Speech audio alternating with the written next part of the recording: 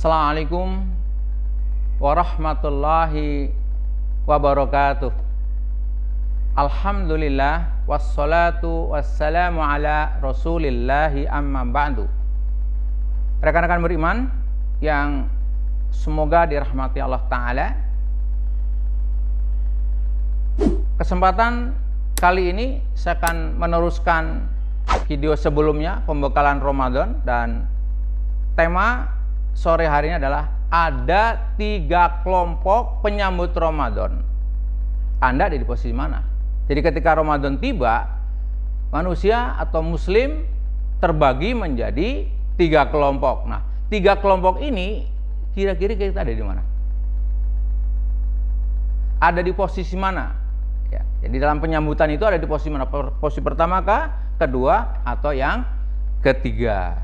Nah, 3 kelompok muslimin dalam menyambut Ramadan itu, yang pertama, mereka yang ketika Ramadan datang merasa berat, sedih dengan hadirnya bulan Ramadan. Kelompok yang kedua, kaum muslimin yang ketika datangnya bulan Ramadan menganggap biasa-biasa saja, udah rutin tiap tahun juga ada Ramadan. Biasa. Jadi yang pertama berat atau sedih, yang kedua menganggap itu hal yang biasa, dan menariknya kelompok yang ketiga adalah kaum muslimin yang gembira sekali dan merindukan segera datangnya bulan Ramadan. Ayo, kira-kira ada di mana? Apakah kita ada di kelompok yang berat? Mudah-mudahan sahabat beriman tidak. Atau kelompok yang hanya rutin saja? Mudah-mudahan juga tidak. Semoga kita ada di kelompok yang ketiga yang gembira dan merindukan Ramadan. Nah, mari kita lihat kenapa kelompok pertama ketika datangnya bulan Ramadan merasa berat atau sedih. Insya Allah kelompok ini adalah orang-orang yang pertama, tentu yang nunda-nunda, punya hutang, puasa Ramadan tahun lalu belum selesai dibayar, masuk Ramadan sekarang, insya Allah dia berat, sedih. Ya, mudah-mudahan Allah mengampuni, mudah-mudahan segera merubah, segera menyelesaikan diri, segera membayar hutang kalau sudah Ramadan selesai. Nah, kelompok yang kedua, orang-orang kedua yang sedih ketika datangnya Ramadan, insya Allah kelompok ini orang-orang yang orientasi hidupnya dunia. Dia sedih karena apa? Nanti kalau Ramadan, mohon maaf, rumah makan saya kalau siang tidak seramai selain Ramadan. Kalau bulan Ramadan, aktivitas saya terbatas, dan sebagainya. Pokoknya urusan-urusan dunia yang merasa dirinya ketika ada Ramadan terhambat, naudzubillahi min dzalik, terganggu, terusik. Masya Allah ya. Ya, kalau itu non muslim mungkin enggak, yang kita bicarakan orang muslim. Nah, mari kita lihat. Kalau orang-orang ini yang terganggu dengan datang Ramadan tidak segera menyadari, maka kerugian besar baginya. Orang-orang ini insya Allah kelompok orang yang orientasi hidupnya dunia. Rasul Shallallahu Alaihi Wasallam menyampaikan kepada kita, "Maka nanti dunya hammuhu farraqana ali amroh, wajala faqrahu baina ainihi walam ya'tihi minad dunya illa ma kutiba lahu." Barang siapa yang menjadikan dunia sebagai tujuan satu-satunya, maka Allah akan mencerai-beraikan perkaranya, menjadikan kemiskinan di depan matanya. Ia tidak diberi bagian dari dunia kecuali yang telah ditetapkannya. Bayangkan, orang-orang yang segalanya diurus dunia, mau sholat pun nggak mau karena takut dagangannya ditinggal dan sebagainya. Orientasi dunia, apa yang terjadi? Allah akan mencerai-beraikan perkaranya.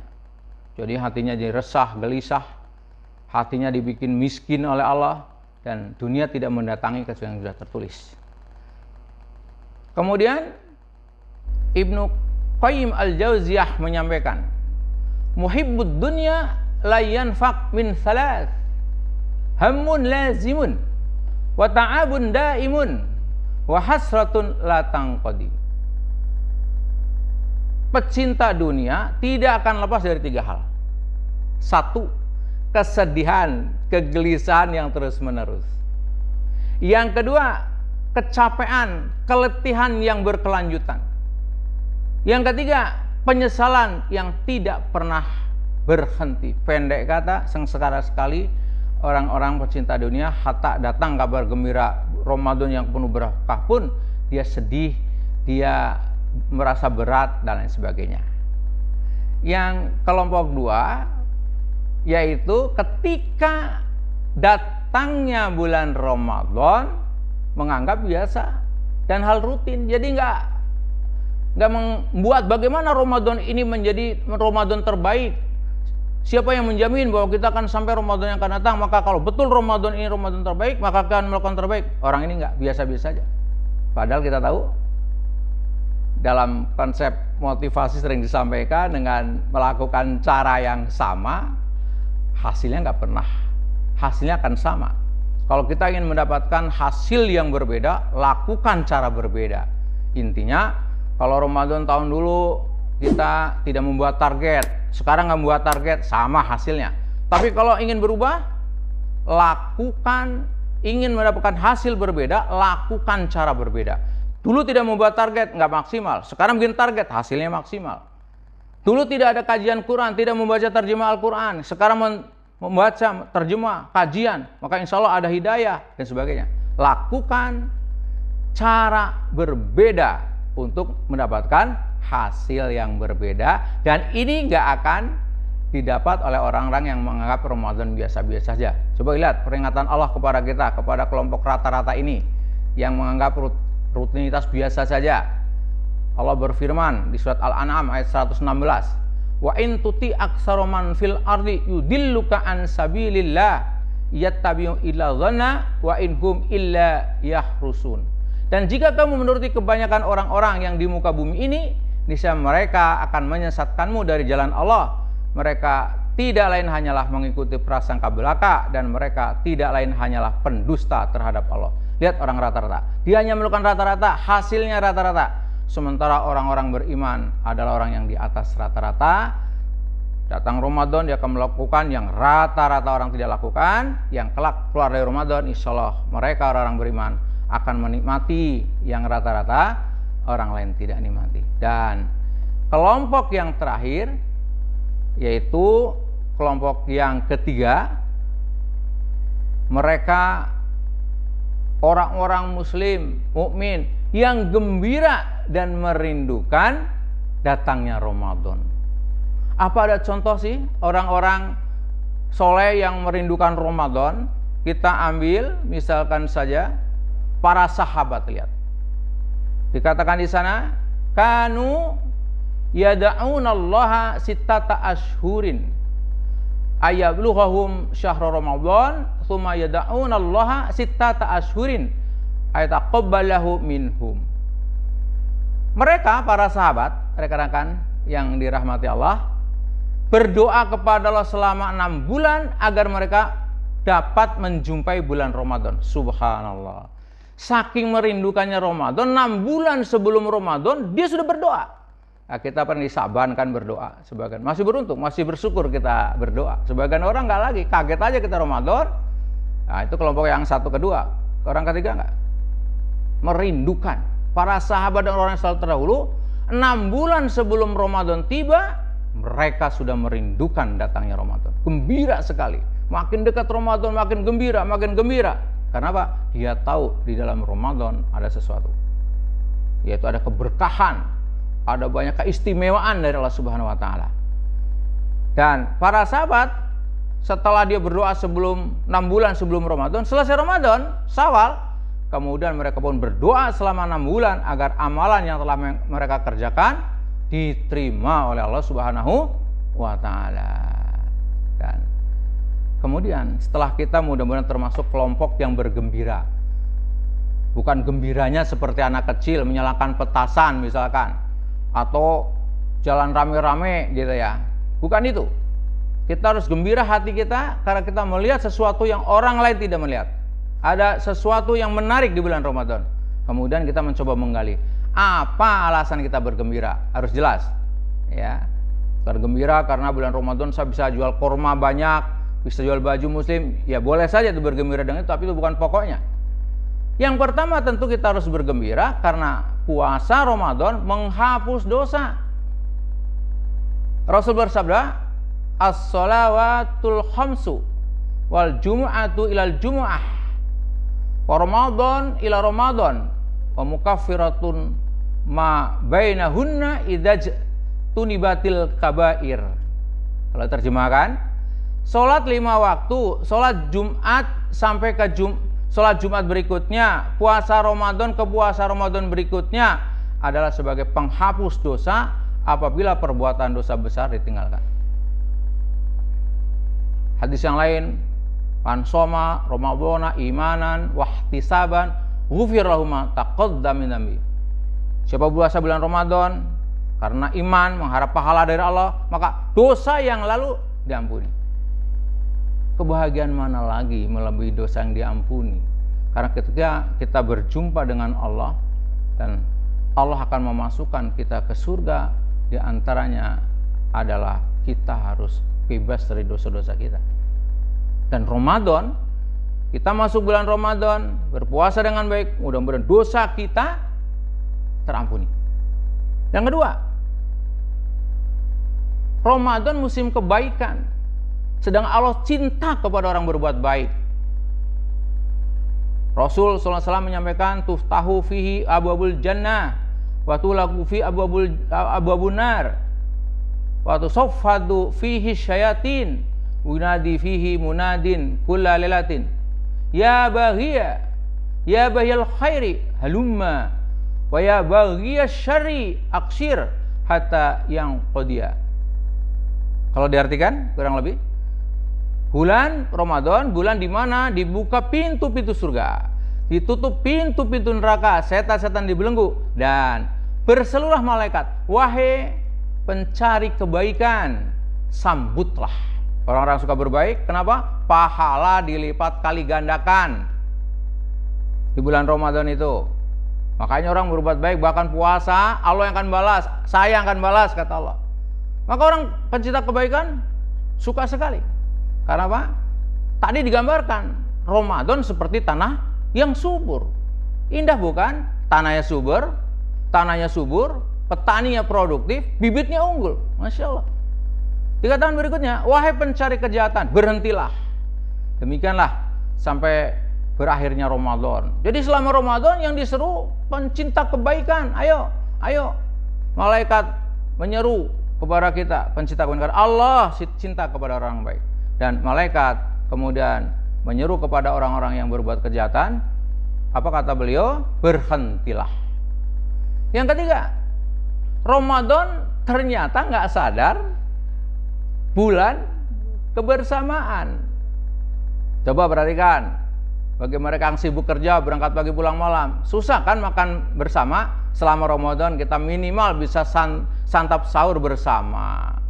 Sebagian besar insya Allah bisa buka bersama, sholat tarawih berjamaah, bertemu teman-teman, tadarus bersama keluarga dan teman atau community gitu ya.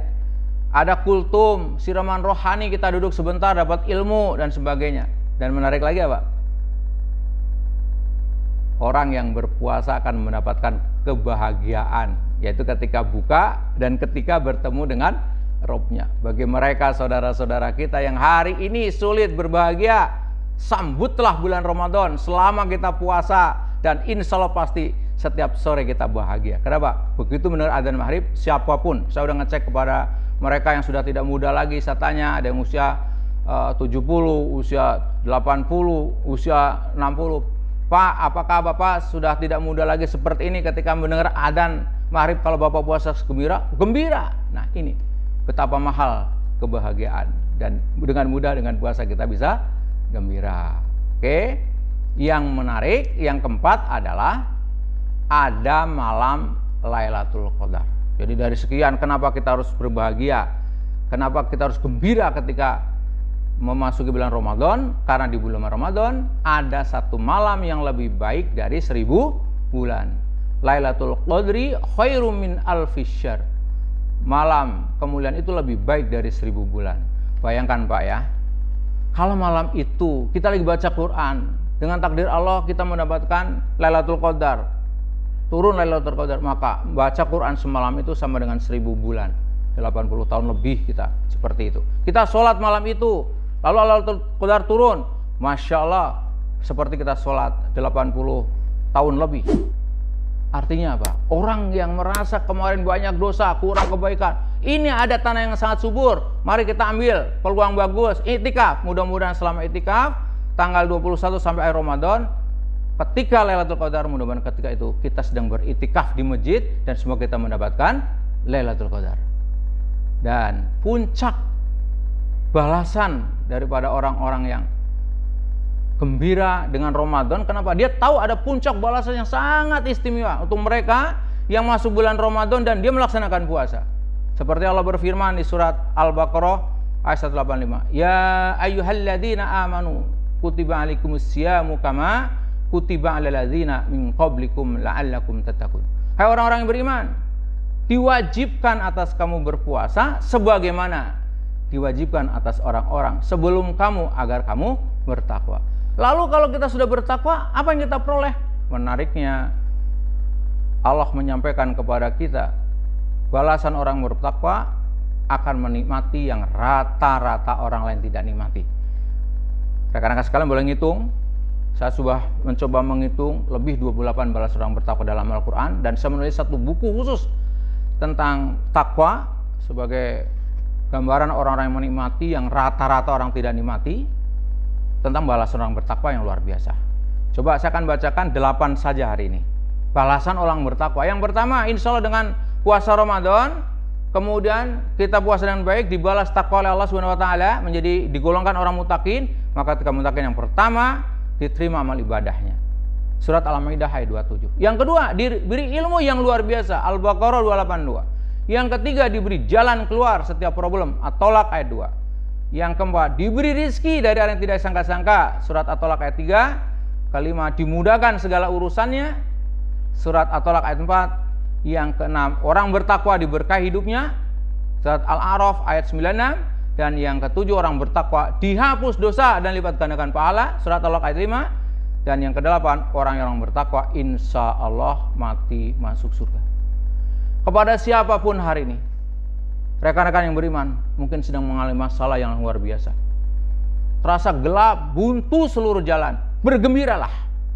Ramadan datang, mudah-mudahan kita masuk di Ramadan dengan gembira, lalu menjalankan puasa dengan baik. Mudah-mudahan Allah golongkan kita menjadi orang bertakwa, maka insya Allah keluar dari Ramadan, Allah udah ngasih kita jalan keluar.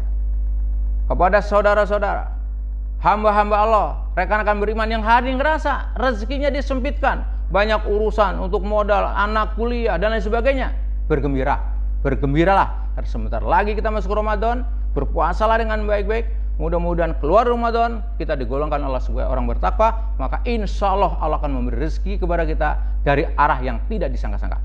Kepada yang sekarang mengalami hambatan, kesulitan sana-sini, berbahagialah. Kita sudah di ujung Ramadan, persiapan diri, masuk di bulan Ramadan, bersemangat menjalankan puasa karena Allah. Mudah-mudahan selesai Ramadan kita digolongkan orang mutakin. Mudah-mudahan kita digolongkan orang mutakin, Allah akan memudahkan segala urusan kita, baik urusan dunia serta urusan akhirat. Demikian rekan-rekan, semoga yang sederhana ini bisa menginspirasi kita. Mari kita menyiapkan diri, mengolah lahan yang subur yaitu Ramadan, dengan menjadi petani yang profesional, dengan bibit yang unggul.